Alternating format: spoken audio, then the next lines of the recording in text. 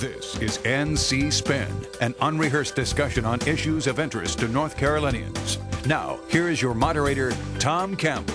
Welcome. You've heard and read the spin the media and the politicians have put on the issues of the day.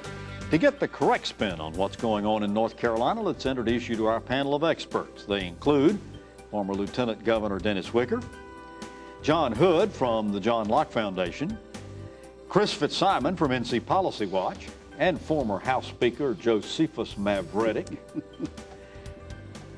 Nash and Edgecombe County you represented, I think? And Wilson. And Wilson. This week we want to give an overview of the legislative session that's just passed. We want to talk about the Court of Appeals election, the increase in homeschooling, and fracking hearings. And we want to have time to give our panelists to tell us something we don't know. So let's get started. Every legislative session is different. This short session certainly was, especially the way it ended. Now that you've had time to reflect on it, I want to ask all the panelists to give us briefly your impressions of this session. Chris, I'll start with you. Well, I thought it was a session that was in some ways a reaction to last year when I think the perception, correct perception, but a perception that the Republicans went too far too fast. Last year they were sort of denigrating schools and public teachers. There was a legislator who was complaining that a teacher shouldn't say anything about their pay raise, could only work 9 or 10 months out of the year. This year they came into office clearly with to do two things, basically a coal ash and a teacher pay raise. I thought they bungled the teacher pay raise a little bit. Whatever you think of it, a lot of people are confused by it. They could have just given a straight raise and dealt with performance pay next year. And the second point I'll make is that there was an incredible amount of infighting and a bitterness that we haven't seen in a long time between the House and the Senate and the governor. Joe, your impressions? Well, I think they corrected some mistakes that they made in the long session. But I think toward the end, I'd have to go along with Chris. It was kind of a clumsy session, not one that would inspire a lot of confidence in the general public. Dennis? Well, I'd have to agree. I think that the public got a clear view of a lot of unnecessary bickering and acrimony that just didn't need to exist. And I think it created more public distrust of the process and just sort of disgust with what was going on. I think they compared Raleigh to Washington, D.C., and you know, my gosh, I think the swine flu probably polls higher than Washington, D.C. right now. John, your impressions? Well, I agree. The session was contentious. It was messy. The end of it, at least, it was difficult. On the other hand, I think most of the outcomes from the session were positive, and the public will like them as they learn more about them. And in particular, I hate to be contrary. Wait, that's not true. I love to be contrary. Chris said it would be better if they'd done across-the-board raise. I'm delighted they didn't just do an across-the-board raise, that they did a substantial raise, a large raise. But what they really did is reform the way we pay teachers, understanding that the returns to experience are much larger for younger teachers, and putting the money, the larger amounts of pay raise at the early end of the career was a very wise decision. All right, so unless the governor calls the legislature back into special session, which he said on our show a couple of weeks ago, if they can figure a solution to Medicaid reform, he might do. Speaker Tom Tillis is gone. The race for replacing him is going full scale. Anybody got any notions of who's ahead, who's behind, what the odds are for some of these candidates? Well, with regard to the speaker's speakership, I don't see the Republicans posing a candidate who is female anytime in the foreseeable future. Okay. So you're not saying who it's going to be, but you're saying who it's not going to be. I don't think it's going to be a female. Well, there's a long list of people. Tim Moore, Mike Hager, Leo Daughtry, David Lewis, I'm sure I'm forgetting Nelson Dollar. What was remarkable about the end of the session, and it's partially because of contentiousness, partially because Tillis was in effect a lame duck, is that you had the House Rules, you had the House Appropriations Chair, Main Appropriations Chair, the House Majority Leader, and some of the other key members of the Speaker's leadership team openly defying him on the House floor and voting against what he wanted him to do at the end of a session, which is almost unprecedented. You know, on the show a couple of weeks ago, I told you that I thought that the Republican caucus was taking more notice of Leo Daughtry. I think there are other good candidates in that race that Chris just named. But I tell you, I don't think we'll see any white smoke come out of that building until 2 weeks after the session, maybe more, in January. Really? I think that's what's going to happen. I think it's going to be it's going to be like the Balkans, really. You got any notion of it, John? I think Chris ably listed the main contenders that I'm aware of. And the only thing I can add to that is actually to agree with Dennis that the one person I heard more about towards the end of the session as a potential speaker next year would be Leo Daughtry. All right, so we've talked about it on the show before. In order to overturn the veto-proof majorities, Democrats have got to take 3 additional Senate seats than what they have and 5 additional House seats. Number one, how likely do you think that's going to be in November, and how might that affect the individual houses' relationships with Governor McCrory going forward? Well, certainly if the legislative chambers are no longer supermajority Republican, that gives the governor a little bit of leverage if they get into some difficulties like they did in 2014. My guess, though, is that regardless of what the electoral outcomes are in November, and I don't think a large loss of Republican seats is likely, but there might be a few, I don't think that you're going to end up with as many contentious confrontations in 2015, because I don't think the governor sees it as in his interest or the legislative leaders really see it in their interest. Any other comment on that? I think that the division between the Senate and the governor is deep and lasting, and there's a lot of hard feelings. So if John is right, if that's actually going to happen, there's going to have to be a lot of making up between now and the beginning of the 2015 session. We used to call it courting when I was young. They aren't courting over there now, I can tell you that. But let me say that I think that voters are paying attention to this legislature and to the governor. I think there's a lot of things that are going on that they really question. I would say that if either house were to Democrats were to pick up enough seats to sustain a veto of the governor, it would be a paradigm shift in power, because then the governor really can be more of a player in the process. You agree with that? I do, and I think it's not unheard of. I don't think it's beyond any pale that one of the houses may very well not be able to override the veto. But the other thing that I'm interested in is, and we talked about this in 2013, had a lot of rookies in the House. Toward the end of this short session, the bill 1224, right, you saw a split, okay? What that said to me was, we have first-term Republican legislators who are now coming of their own. They understand that the only thing they have of value is the vote, and they know how to use it now, and I think we'll see coalitions. Well, for those of you saying you'd like to have more NC Spin, I've got some good news. You can have additional video content from our panel and other leading opinion makers, all on our website, ncspin.com. After each show, we tape what we call the after spin, and the panelists get to tell you what they wish they'd said on the show, as well as some other things. In addition, we've got NC Spin Perspectives posted throughout the week. So keep up in print and video on ncspin.com and NC Spin on Facebook, and at NC Spin Tweets. Balanced debate for the old North State. After these messages, we're going to take on the coal ash bill. NC Spin will return after these messages. My name is Bernie Teal. Sunburst Farms has been in my family for over 35 years. Last year I had to do something I'd never done before. Destroy 10 acres of good squash. I wasn't able to find enough workers. The opportunity is there. American families are demanding locally grown vegetables, and I want to provide that to them. So please tell Congress that we need immigration reform now. Your family physician supports Medicaid reform. That's good for North Carolina patients, providers, and taxpayers. For over a year, we've worked with the Governor and the General Assembly on a plan for responsible Medicaid reform. The Senate's proposed Medicaid changes are a departure from this plan. Changes that could lead to a decrease in the number of primary care physicians providing care in communities that need them the most. The destruction of our state's medical home network, a network that prevents unnecessary hospital and emergency room visits. And disregards the elderly, the blind, and disabled, and the health care they need. Care we're morally and legally obligated to provide.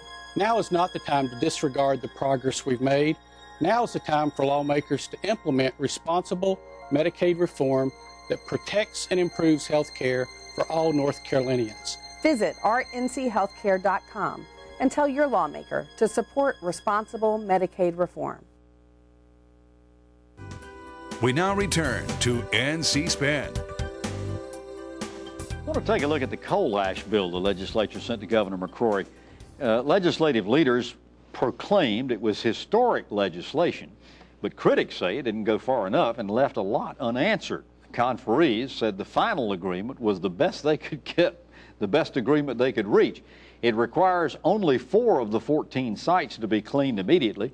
Among the issues needing resolution was the definition of what's considered a low priority site, where to put the ash that they clean up, and who should pay for it. Joe, when we asked Governor McCrory the question of who should pay for the cleanup, he said it should be the Utilities Commission. What do you think, making the decision? Well, I think the Utilities Commission is a kind of a stock answer given the past, but this is an unusual bill. I call it a leaky bill, no pun intended, John. And the reason I say that it's a leaky bill is that if you look at just the title of the bill, Dennis, it had 21 lines and over 500 words in the title of a bill. A law firm could make tens of thousands of dollars just trying to interpret the bill. I see Duke Progress hands, fingerprints all over the bill. You have to be careful what you ask for because you may get it, and I think this is going to be confusion. There's a possibility that some of the coal ash sites would not be resolved until 2032, if then.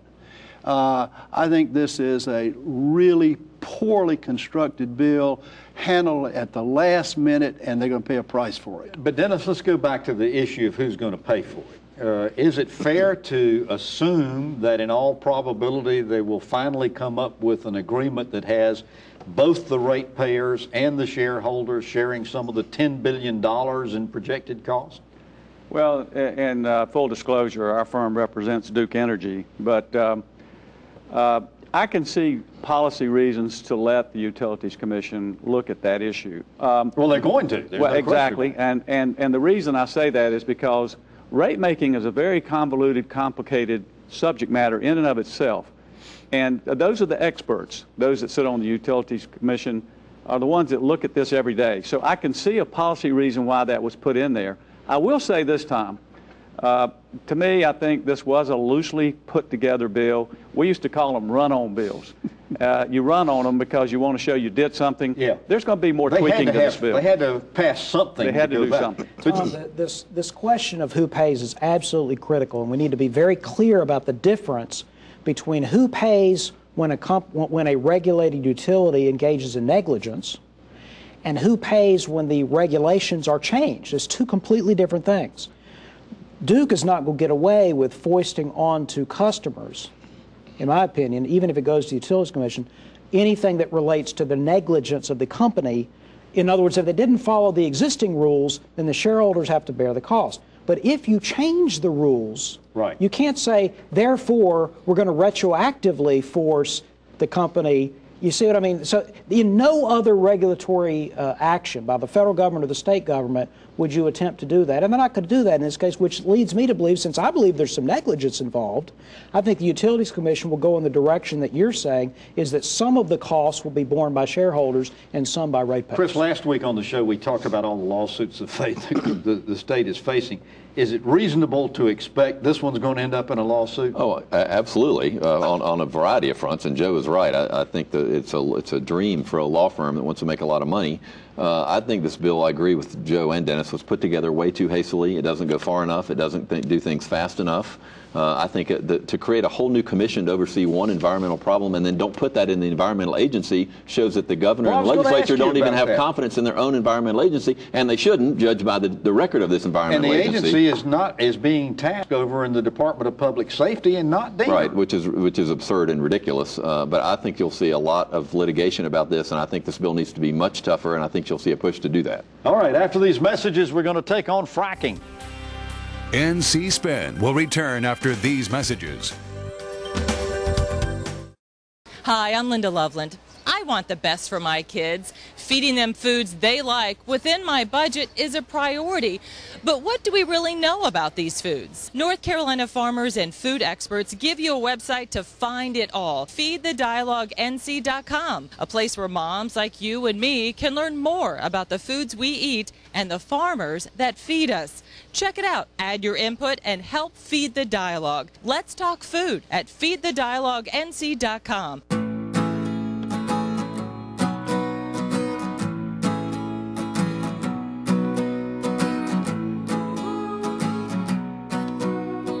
The best part about being a member of a Touchstone Energy cooperative is that it's your Touchstone Energy cooperative.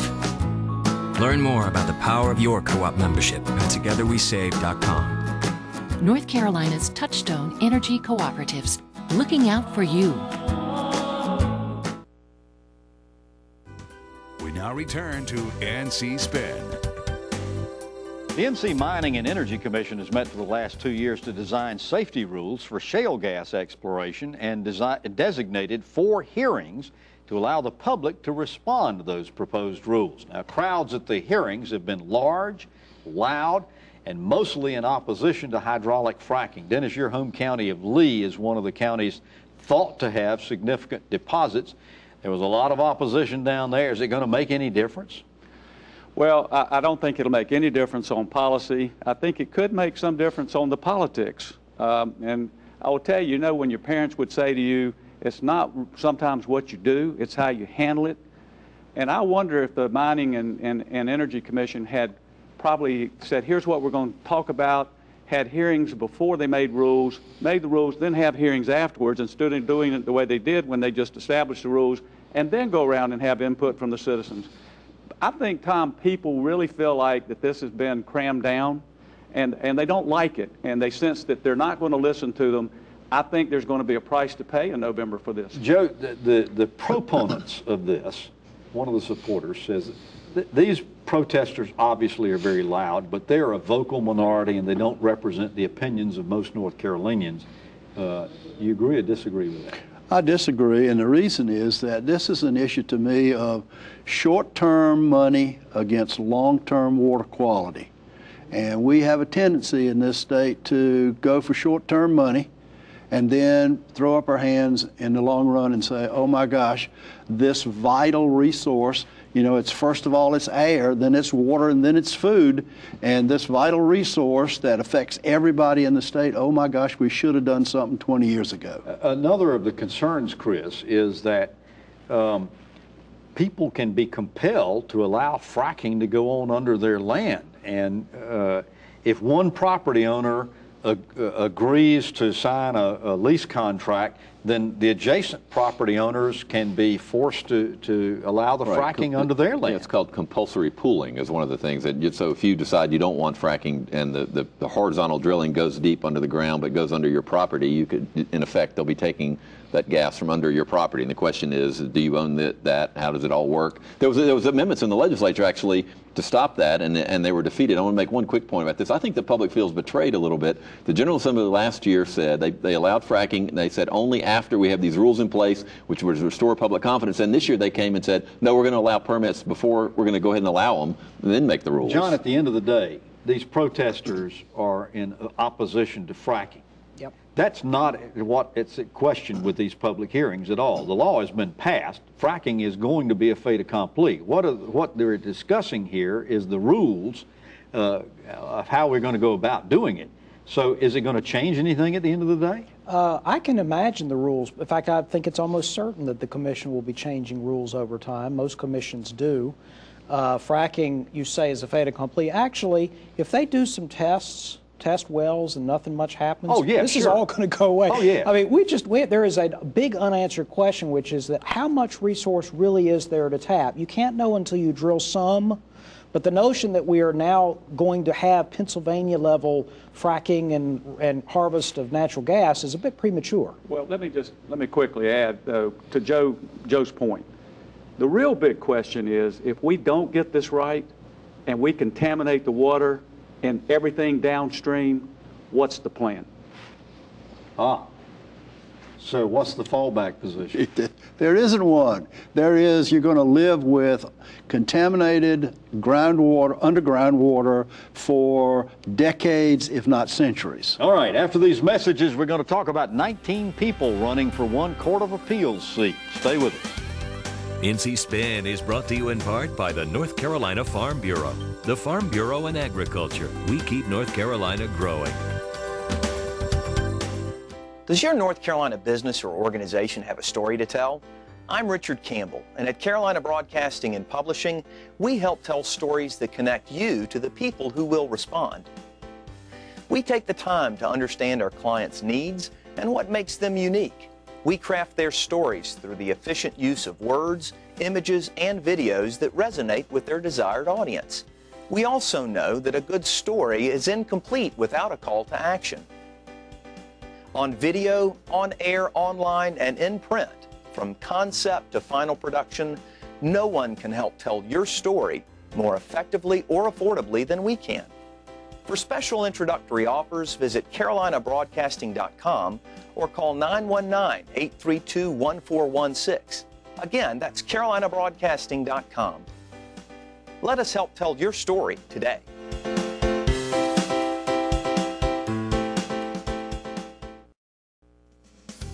We now return to NC Spin. When John Martin decided to retire as Chief Judge for the Court of Appeals following May's primary elections, it set in motion a contest to replace him on the court. A one-week window allowed potential candidates to file to run, with the understanding that whoever got the most votes in November's general election is going to win, and there wouldn't be a runoff election. 19 people filed, a large number. John, there's some saying this election is proof we don't need primaries or drawn-out election campaigns or runoffs or any of the complications we've added to our elections. Others say it's way too large a field for voters to make an informed decision. What do you say? What I would say, Tom, is who are these lunatics that you have talked to who said that 19 candidates on the ballot for one race is perfectly fine and it's proof that we don't need primaries? Of course we need primaries. This is what primaries are for. We should have partisan primaries, in my opinion, or something to have a reasonable general election ballot, not this idiotic outcome. Well, it also speaks to the way we select our judges. At some point, we're going to come to our senses. We're going to have an election where we're going to elect somebody so bizarre because of an interesting name or something, and we're going to realize that you can't. I just think it's time to look again at some sort of merit selection and retention of judges and get away from electing judges that nobody knows. All right, there's another topic I want to cover in this segment if I can. The new school year sees a new phenomenon in our state as state homeschooled students will exceed the number enrolled in private schools. Over the last 2 years, we've seen a 27% increase in homeschooling. But fewer than 10% of the state's K through 12 children, however, are the 1.6 million students are homeschooled. Chris, the big question in a lot of minds is why have we seen such an increase in homeschooling? Well, I don't know the direct answer to that, but I think it's also important to keep it in context. You just mentioned there's 1.6 million students in the K through 12, so it's still a very small percentage. It's fascinating that it's growing faster than the percentage of kids who go to private schools. I think I don't know the answer. I think what you have is avant-garde parents who understand technology, and they understand what's out there in the marketplace that they can bring into their homes from all over the world to increase the competency of their children. And I think more and more people who are affluent, who can afford to do this, are going to do it as an alternative to public schools. Dennis, a lot of these parents that were interviewed about this story said that one of the reasons why they decided to pull their kids out of public schools and homeschool them themselves is because they were opposed to the Common Core curriculum. Well, we now know that the legislature has seen to it that the Common Core per se is being reworked and regarded. Do you think that'll mean that these parents want to send their kids back to public schools? I don't think so. Has this horse left the barn? No, I think that ship has sailed, and I don't think that parents are going to be persuaded because of the Common Core being modified by the General Assembly. I think, of course, the Common Core was misunderstood by a lot of folks, and it was confused as an issue. But no, I think to Joe's point, I think that people who want to homeschool their children are going to do it, and more finding that as an attractive option. All right, I think we are running out of time on the show, so I want to get to the last part, which is ask the panel to tell us something we don't know. John, I'll start with you. There was a recent Gallup poll in North Carolina. We don't really see Gallup polls very often, and it was fascinating. One of the things it tells us is when we get carried away thinking that because someone is unaffiliated, they're therefore swing voters or they're moderates or somewhere in between, that is not correct. The best way to think about the electorate of North Carolina, according to this new polling, is 42% of North Carolina voters are Democrats, 41% are Republicans, the rest are unaffiliated. We're an evenly divided state. Dennis, tell us something we don't know. Well, we saw where a provision was put in the budget late to establish a 3-panel trial judge to determine constitutional questions. I believe there's going to be a constitutional lawsuit filed, and that we'll see how that is going to be determined by the panel. Tell us something we don't know. There are 96 falconers in North Carolina, and if you want to see people who are really concerned about hunting in North Carolina, get to know a falconer. Chris, tell us something we don't know. You said earlier in the show that Governor McCrory said he might call the General Assembly back if there's agreement on Medicaid. I think there'll be pressure to call the General Assembly back for economic development that didn't pass. Secretary Decker is already talking about how much more money they need. I think it's a bad idea, but I think it might happen. Well, you've heard our spin on the issues of the day. To stay informed all during the week, visit our website, ncspin.com, or catch NC Spin on Facebook. Next week, we're going to take on more issues of interest to the people of North Carolina. Until then, stay informed and watch out for the spin. Join us next week and get the spin on issues facing our state.